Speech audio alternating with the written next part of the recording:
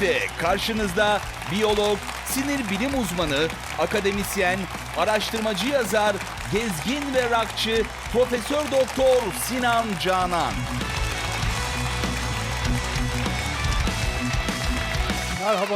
Merhaba. Efendim merhaba, hepiniz hoş geldiniz. Sinan Canan'ın Açık Beyin'in yeni bir bölümünde daha her cumartesi akşamı olduğu gibi NTV ekranlarında sizlerle beraberiz.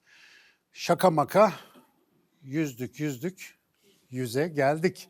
Efendim bugün 100. bölümümüz.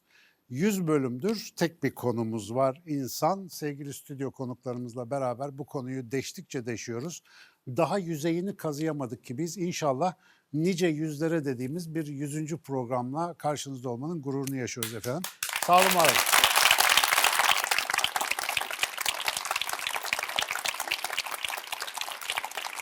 Size de bilmiyorum, ekran başındaki sevgili dostlara da belki oluyordu ama size de olmuştu. Böyle bir yüze gelmenin bir gevşekliği oldu mu ya? Böyle bir vay be yüze geldik falan. Bugünkü konumuzu da böyle yapalım dedik. Bu 100 falan gibi sayılar, yuvarlak sayılar niye bizim hoşumuza gidiyor? Beynimizde, evrimsel geçmişimizde falan bunun bir sebebi var mı? Bir alakası var mı? Mesela ne bileyim işte 100 puan aldı. 100 yıldır bu durumda, hani köfteci 100 yıldır olursa daha lezzetliymiş gibi oluyor. İşte bugün 100. gün, efendim 100 sayı dergi çıkarttık, 100 tane kitap çıkartmış, 100 kitap okumuş, 100. bölüme gelmiş falan dediğimizde böyle bir yüzün bizde gizemli bir tarafı var. 100. bölüm vesilesiyle ben de hiç daha önce derinlemesine düşünmediğim bir konuya biraz düşünme fırsatı buldum. Şimdi stüdyodaki sevgili konuklarımızla beraber hazırsanız bu konu üzerine biraz daha düşüneceğiz efendim.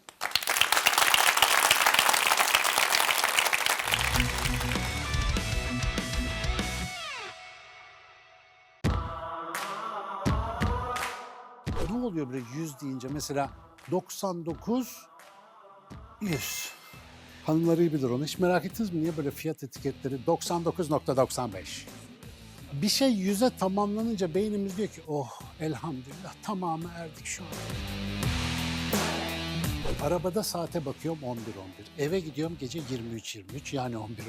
Dedim ki Allah'ım sana geliyorum 11'lik bir şey var yani. 7777 plakalı bir aracı gördüğüm zaman onu takip ediyorum. Ben ehliyetimi hocam 9. ayın 9'unda 9. sırada ve 9. girişte aldım. Bilmiyorum nice 100 programlara desek mi? Diyelim mi? Diyelim. Nice 100 programlara.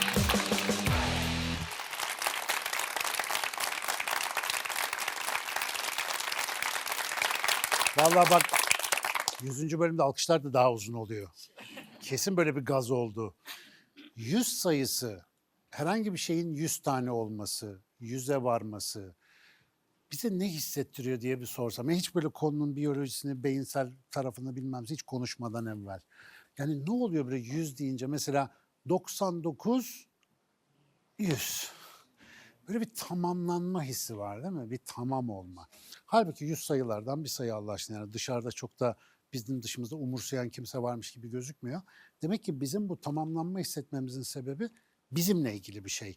Bizim böyle sayılardan, yuvarlak sayılardan bazı beklentilerimiz var. Bu arada sadece 100 de değil, 50 de fena değil. Mesela 50'li yaşlar. Değil mi? Ne diyorlar? Artık ihtiyarlığın gençliği. Ben oradayım şu anda. 100 ile ilgili ya da böyle yuvarlak sayılarla ilgili var zannediyorum söyleyecek bir şeyler var. Bir mikrofon alalım size. Merhabalar, ismim Ömer. Ömer hoş geldin. Evet, hoş bulduk, sağ olun. Bu acaba 100 ve işte onun katlarının bizim psikolojimizde bir eşik olarak oluşmasının arkasında onluk sistemi kullanmamızın çok büyük bir payı var mıdır? Kastamam zaten bugün hani konuyu getirmek istediğim önemli yerlerden biri de arkadaş ne var bu 10'da? Yani biz niye bu 10'u kullanıyoruz ama niye her zaman da onu kullanmıyoruz? Ona dayanmayan şeyler de var. İşte 12 saatlik günümüz var mesela durup dururken. Araştırmalardan bakıyoruz şimdi yani psikolojik olarak. 100'ün ya da yuvarlak sayıların nöropsikolojisi diyelim buna. Bir kere beynimizde kesinlikle daha hızlı işleniyor. Hani 100 ve katlarını çok kolay algılıyoruz, çok kolay pat diye söylüyoruz. Mesela bir şey tarif ederken bir şeyin fiyatını duydunuz ama tam hatırlamıyorsunuz. Ne diyorsunuz söylerken? 100 küsür lira. Küsür ne demek? Arapça çokluktan getirdiğimiz bir terim. 100 ve biraz daha fazla. Ama 199'a 100 küsür demiyoruz değil mi? 110, 115 falan. 100 küsür. 100 zihnimize çok daha kolay yerleşiyor.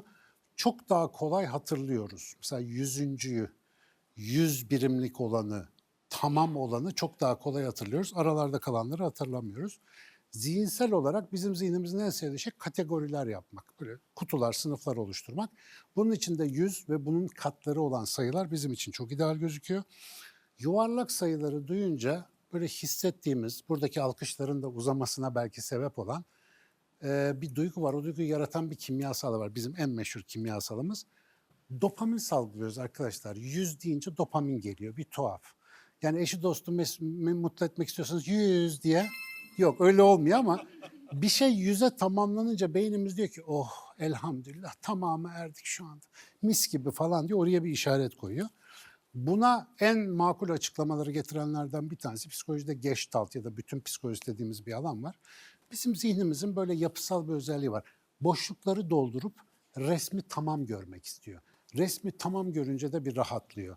Mesela vardır ya böyle illüzyonlar, görsel yanılsamalar. İlk bakınca ne olduğunu anlamazsın. Sonra derler ki işte şurasına bak, pat diye bir yüz çıkar karşına. Oh dersin, rahatladım Allah'a şükür falan. Tanıdığın bir şey görünce, tamamı erince rahatlayan bir zihnimiz var. Sayılar aleminde de bu 100 özellikle ve 100 gibi yuvarlak sayılar bize böyle bir şey yapıyor. Bunun günlük hayatta çok bildiğiniz bir etkisi de var. Hanımları iyi bilir onu. Hiç merak ettiniz mi? Niye böyle fiyat etiketleri 99.95?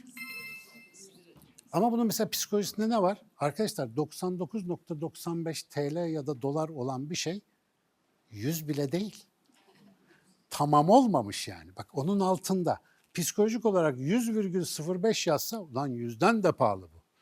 Şimdi hiç işimize gelmeyecek ve bütün dünyada çok çalışan bir sistem. O tamamlanma, sınıra gelme hissiyatını küçük bir hileyle kandırabildiğimiz bir şey, virgüllü fiyatlar. Halbuki alırken 100 liraymış diyoruz. Ama satın alırken o etiket bizi çok ciddi anlamda yönlendirebiliyor. Mesela diyelim ki şey kullanan var mı? Bu akıllı saatlerde falan adım saydırmalar, telefonlar falan adım sayıyor ya her gün. Mesela belli adım hedefleri konuyor.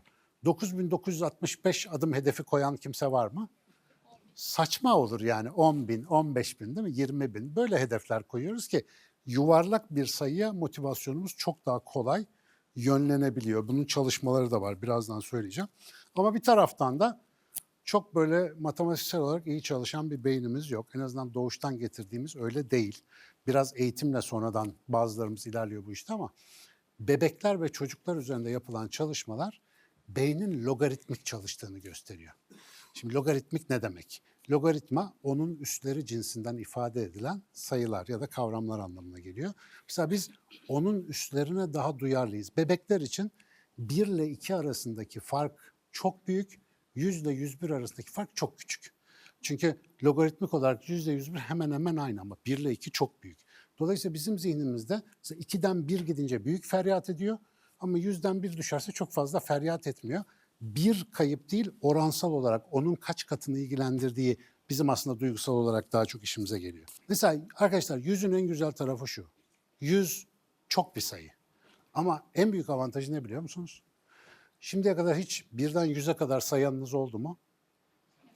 Saymışsınızdır ya. Birden 100'e kadar sayabiliyoruz. Bu çok güzel bir şey. Yani biraz zaman alıyor ama yani belki bir dakika falan alıyordur. Ama birden 100'e kadar bir sürü sayı olmasına rağmen biz bunu sayabiliyoruz. 1000'e kadar saymayı denediniz mi? Ben denedim. Saçma. Çok sürüyor, çok sıkıcı. Ama 100'e kadar sayabiliyoruz. Bu harika. Onluk sistem. Birazdan soracağım sizce biz niye onluk sistem kullanıyoruz diye. 10'un karesi. Yani 10 tane 10 100 ediyor mesela. Bu da bizim çok hoşumuza gidiyor. Zaten sayı sistemimiz onluk. Ondan 10 tane yan yana koyunca 100 diye bir rakama geliyoruz. Ve yüzde diye bir sistem kullanıyoruz. İngilizcesi de enteresan. Percent. O da 100 başına düşen anlamına geliyor aslında terim olarak. İşte cent dolarda işte 100 tane var falan filan diye. Oradan gelen bir hikaye. Mesela yüzdeyi düşününüz. Şimdi 10'da 1, 10'da 2, 10'da 3 de yapabilirdik. Ama mesela 10'da 2,5 yapmak gelince problem çıkardı. Buçuklar giriyor işin içine. Fakat siz sayabildiğiniz 100 kadarlık bir bütün içerisinden 25'i gönül rahatlığıyla 1/4 gibi hesaplayabiliyorsunuz. 75, %75, 1/4 harika. Ve bunların daha alt bölümlerini paylaştırmak için kullanabiliyorsunuz. O yüzden matematikte, günlük hayatta, ticarette, paylaşımda 100 de adeta bizim standardımız olmuş. bütün dünyada birçok sayıya çok kolay bölünebildiği için taksimatı kolay. 1'e, 2'ye, 4'e, 5'e, 10'a, 20'ye, 25'e, 50'ye bölebiliyorsunuz. Dolayısıyla pay etmek söz konusu olunca 100 harika bir sayı. Artık birileri 100 dövmesi yapmaya başlayabilir yani burada. Çok övdük 100 sayısını ama arkadaşlar sayının kendisinden marifet yok. Konu dikkat edin bizim ihtiyaçlarımızla alakalı. Bizim saymaya, bizim bölüştürmeye, bizim paylaştırmaya ihtiyacımız var. Bizim tamam hissetmeye ihtiyacımız var ve bunun için de biraz psikolojik, biraz kültürel, biraz antropolojik, biraz da evrimsel bir arka planı var bu işin. Buyurunuz efendim. Bir mikrofon alalım. Yavuz, Yavuz hoş geldin, merhaba. hoş bulduk hocam. Hocam, arkadaşımızın da az önce belirttiği üzere psikolojik eşikten bahsettik. Psikolojik eşik, özellikle hani ömürden bahsediyoruz mesela. Hani insan ömrü ortalama 100 yıl deniyor ama 150 yıl olsaydı o zaman psikolojik eşiğimiz yine de değişir miydi hocam? Çok yakında olacak ve muhtemelen psikolojik eşiğimiz çok değişmeden bu olacağı için büyük problemler yaşayacağız gibi gözüküyor. Şu anda Öyle mi diyorsunuz? bu longevity dedikleri bir alan var. İşte uzun yaşamla uğraşıyorlar. En büyük sorun zaten diyorlar ki bir 20 sene falan daha yaşarsanız 150'yi göreceksiniz diyorlar. Orada bir problem yok. Fakat sistem hazır mı? Mesela şimdi 70'inde 80'inde bir sürü eşinin dostunun ismini hatırlayamayan insanla uğraşıyoruz. Yani beyin fonksiyonları herkeste değil ama önemli miktarda insanda geri dönüşsüz bir şekilde gerilemeye başlıyor. Daha da fenası belli bir yaştan sonra birçok insan sosyal program gereği artık eve gideyim de ben bir Allah emanetini alsın da öyle bir moda geçiyor yani hayata karşı böyle bir rölantiye geçme. Artık yerinden kımıldamak istememe. Hani bir ölüme hazırlık safhasına giren bir içsel saatimiz varmış gibi. Dolayısıyla zaten şu anda en büyük tartışma bunu bozalım mı bozmayalım mı? Çünkü bu sefer de şu riski kimse düşünmüyor. Tamam 150'ye ayar yapacağız derken 400 seneye ayarlı bir adam yaparsan da 150'sinde ölürse ne olacak? Gariban gencecik gitti olacak bu sefer. Hani oradaki elimizin ayarı tutar mı herkes onu konuşuyor. Yine bakın ömürde de 100 böyle bir sınır gibi gözüküyor. 100'ü aşmış birisini görünce hemen bir coşasımız geliyor. Değil mi? Var mı ailede böyle? İşte 100 küsür yaşına kadar yaşadı falan. Hep de böyle hani 100 küsür yaşına kadar yaşadı. Yani mesela 85'e kadar yaşasa o kadar büyük haber değil. Ama 100 olunca böyle büyük bir haber oluyor. Tabii ki ben esas ilgilendiğim kısmı biyolojik ve evrimsel bölümü. Biz niye böyle bir şey düşünüyoruz? Yani neden böyle bir şey istiyoruz ama bunun bir de tarihsel kısmı var. Roma döneminde başlamış bu onlu sayı sistemi hikayesi. Sonra işte bütün ticaret oradan dünyaya yayıldığı için böyle bir alışkanlık haline gelmiş. Daha sonra da mükemmelliğin bir simgesi olmuş. Mesela %100 başarılı, %100 tamam, parkurun %100'ünü tamamladı değil mi? Bunların hepsi mükemmelliyetle ve tam olmayla ilişkilendirildiği için yüzlük sistem aynı zamanda bizde işte asırlık çınar falan gibi bir tamamlama haline geliyor. Peki, gelelim zurnanın zıt dediği yere. Acaba bunun biyolojimizle bir alakası var mı? Çok yakından biliyorsunuz ki 10 tane parmağımız var. Ve bu 10 tane parmağımızı saymak için kullanıyor olmamız çok mantıklı. İnsanlar da hep böyle yapmışlar gibi gözüküyor. Bu arada şunu da merak edebilirsiniz. Onlu sayı sistemimiz var da işte niye 12 mesela gündüz 12-24 saat, niye 12 ayımız var? Niye 12'li bir sayma sistemiyle bizi lisede çok uğraştırdılar? Arkadaşlar özellikle Maya uygarlığında, Mezopotamya uygarlıklarının önemli bir kısmında böyle yaptığımız gibi saymıyorlarmış. Böyle değilmiş. Şu parmak, baş parmak işaretleyici olarak kullanılıyor ve parmak boğumları sayılıyor. 4 parmakta 3'er boğumdan kaç tane var? 12 tane. Dolayısıyla her iki elinizde 24 tane boğumu saymak için kullanıyorsunuz. Bugün birçok kültürde bu tesbih falan için de kullanılıyor biliyorsunuz şöyle. Dolayısıyla bu hareket aslında çok daha pratik bir sayma yöntemi olarak insan kültürlerinin çoğunda sayı sistemlerine temel oluşturmuş. Buyurunuz. Demin az önce Sizin merak bahsettik ettiğiniz ya. konu burasıydı. 100'e varınca bir tamamlanma hissi geliyor Hı hı. insana. Yani 99 eksik ama 100 tam. Acaba işte bu eski Babil'de, Mısır'da veya işte Maya uygarlığında da 12'ye gelince insanlar böyle bir Tabii. dolmuşluk hissi yaşıyorlar mıydı? Bu o şeyde neredeyse kopmayacağı varsa da kopuyordu kıyamet. Hatırla 2012'de Mayalar geliyor gelmekte olan dedikleri için millet nasıl bir coştu. Sığınaklar yaptıranlar oldu, gidenler oldu. Filmleri yapıldı. Ne oldu? 2012 geçti hatırlayan var mı? Kıyamet kopuyordu. Benim bayağı eve yığınak yapan arkadaşlarım vardı. Kıyamette yığınak ne işe yarayacaksa onu da bilmiyorum ama neden? O 12'lik sistemin bir de sonu 12 ile biten bir yıla tesadüf eden işte bir örüntüsünden dolayı böyle bir takım kehanetler. Ama yani şu da var, mesela Mayalılara göbeklerinden uydurmuşlar demeden önce o tip kadim kültürlerin bazı yaptıkları örüntüsel hesaplamalar var. Ve bunlar eskiden insanların çok itimat ettikleri ve aynı zamanda hayatlarını planlamak için de kullandıkları bilgilerdi. Ve o bilgiler içerisinde şöyle şeyler vardı. Kıyamet diye bahsedilen şey çoğu zaman insanlarda mecburi bir zihinsel dönüşüme işaret eden bir dönemi simgeliyordu. 2000'lerin başıyla şu aralar arasında bir düşünün bakalım. 2012'den bu tarafa balatayı bir ara sıyırmadık mı sizce? Dünyanın haline bir bakın. Mayalar çok da haksız değiller.